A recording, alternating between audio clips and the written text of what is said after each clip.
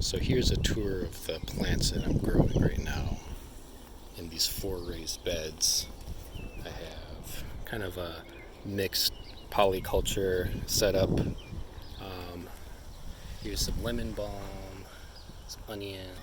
Here's some thyme, but it's been split and transplanted multiple times, but it's pretty big.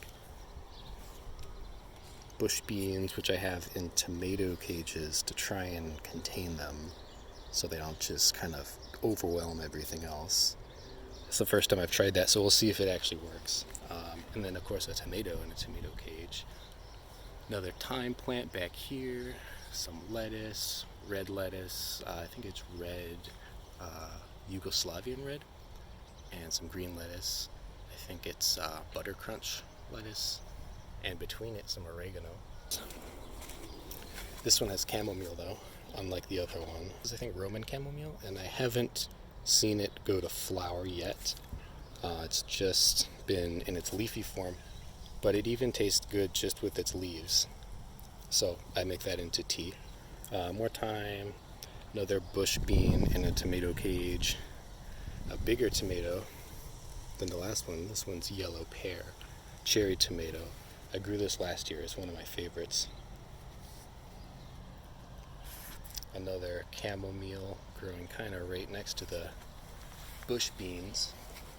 Red currant cherry tomato, another one I grew last year. Some sage, but I ate one and it tastes like, the first thing I noticed is like a honey taste, like it's honey mixed with sage. Okay, so moving on to the next bed.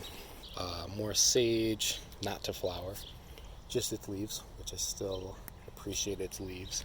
Basil, I think it's Asian basil, the variety name. And the last one, right around this tree, actually. The last one I planted in, at least, is, here's some tomato, another bush bean. This one is a ground cherry. This tomato here, though, I don't know what went wrong, but fortunately I have some tomato seedlings that I brought with me, so I'll just probably put another one next to it. Probably going to end up replacing that dying tomato in the bed. And I grow them in these little shot glasses, not the traditional nursery style flats, because these are much, much cheaper. And I keep them in these disposable tin things. For me, it's a good system. It's not efficient for super large scale, but for my scale, it works out. And I like to put these labels on all of these plants because, well, partly for me, because some of them are new to me and I don't recognize them as easily, and partly because there's a lot of volunteers that come here and sometimes kids on field trips, and I can't expect that they would know what any of these things are. So to kind of help teach them, it's good to have these labels on.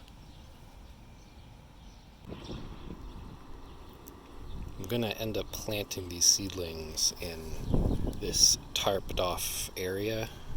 This is the first time I've tried this style of gardening. Usually I just do raised beds, but this is like a silage tarp, I think it's called, and I just cut holes and planted my plants right in those holes. And I didn't just plant one plant usually. I'm doing the Three Sisters pattern for most of these. So I have corn, beans, and squash. Some of them are missing squash though, because I didn't do very well on growing squash this year.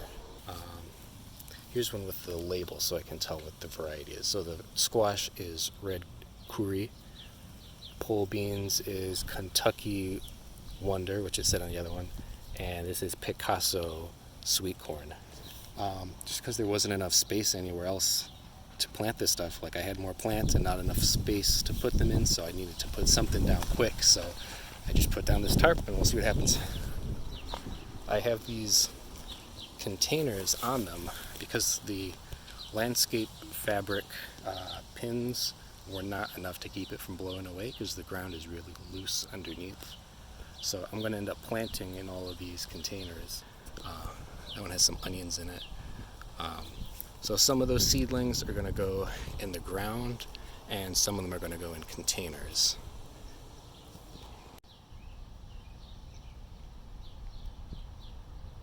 Here's the amaranth that I'm transplanting next to the corn in these tarps.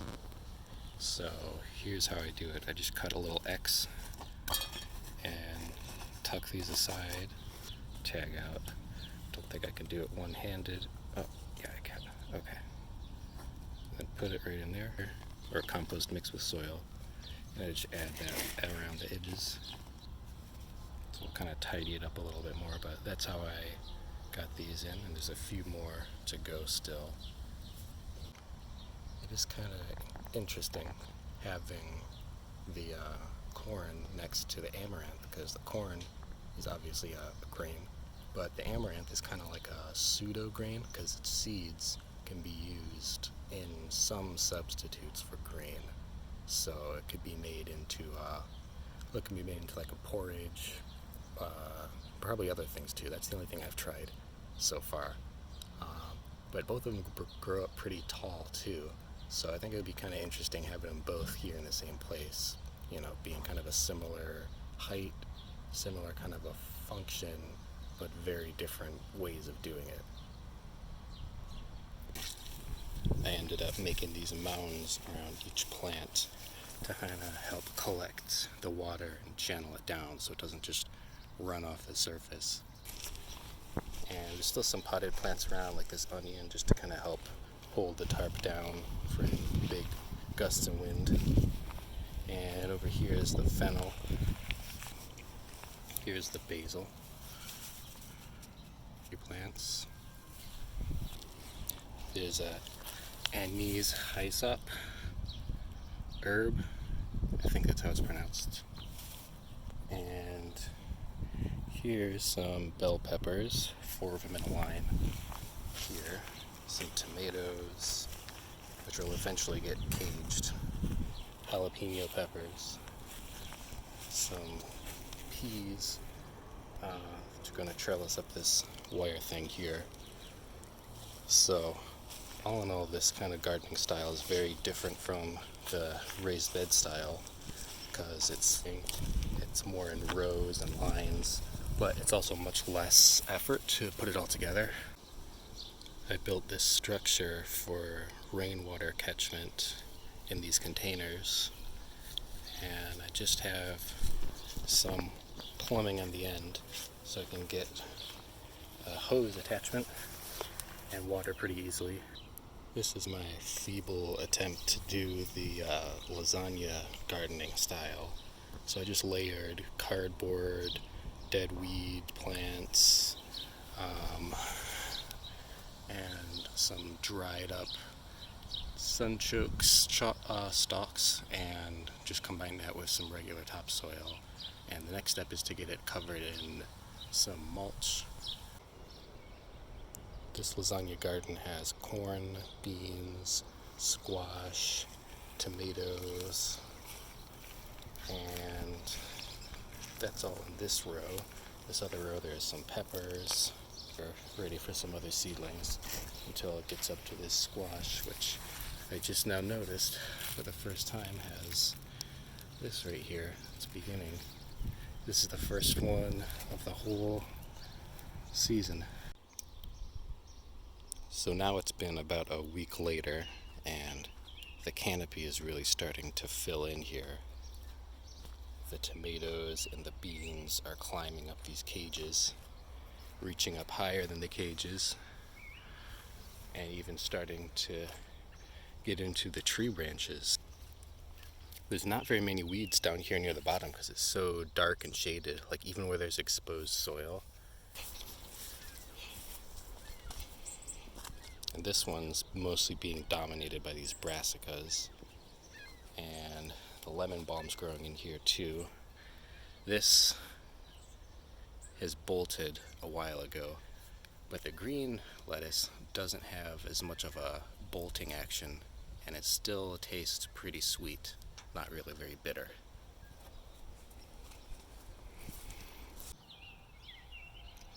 The bad news is this corn doesn't look like it's doing so good.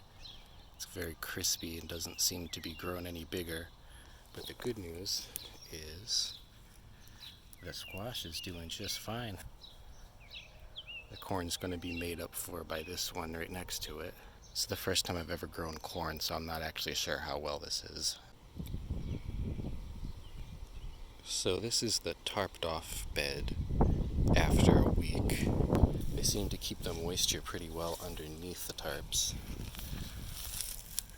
but I water them just as often as everything else. A few of the fennel survived, but fennel is just a little too fragile for this area. So here's the fennel, and that is the remains of a fennel. And a row of jalapenos. We got 2 of them that look healthy, and one of them looks like it's been decapitated by something. 2 weeks later, it's absolute pandemonium in here. Like, these tomatoes have exploded. Same with the ground cherries. But there's still quite a ground cover of all my other plants hanging out down here.